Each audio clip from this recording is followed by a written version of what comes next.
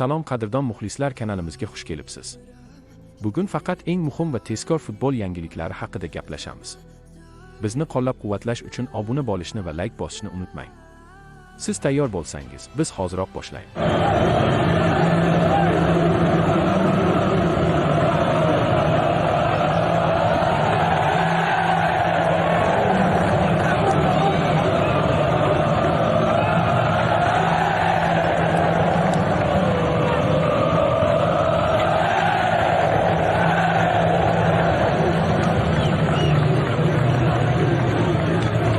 Husanovning finaldagi o'yini qanday baholandi? Angliya Liga Kubogining hal qiluvchi final bahsi o'z yakuniga yetdi. Wembley stadionida kechgan Manchester City va Arsenal o'rtasidagi to'qnashuvda Pep Guardiola shogirdlari zafar quchib, bosh sovringa ega chiqishdi. Nico O'Reilly final qahramoni, o'yin taqdiri ikkinchi bo'limdagi gollar evaziga hal bo'ldi.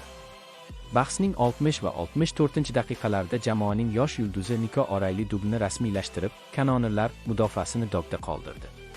Shu tariqa City o'z tarixida 9-marta ushbu kubokni boshi uzra baland ko'tardi. Abduqodir Husanov, Manchester City devori. Biz uchun eng quvonarlisi, hamyurtimiz Abduqodir Husanov faoliyatidagi ilk yirik finalda asosiy tarkibda maydonga tushdi va 90 daqiqa davomida Arsenal yulduzlariga qarshi markaziy himoyada bexato o'ynadi. Husanov nafaqat intizomli harakat qildi, balki jamoasining darvozasi daxlsizligini saqlab qolishda asosiy rollardan birini ijro etdi. Statistika aldamaydi. Husanovga yuqori baholar, nufuzli statistik portallar O'zbek devori ning finaldagi harakatlarini munosib e'tirof etishdi. Fotmob 7 da 4 ball, Hostory 7 da 1 ball, Sofastory 7 ball, Flashstory 6 da 6 ball. Siz Abduqodir Husanovga necha ball qo'ygan bo'lardingiz? Fikrlaringizni kommentariyaga albatta yozib keting. E'tiboringiz uchun rahmat.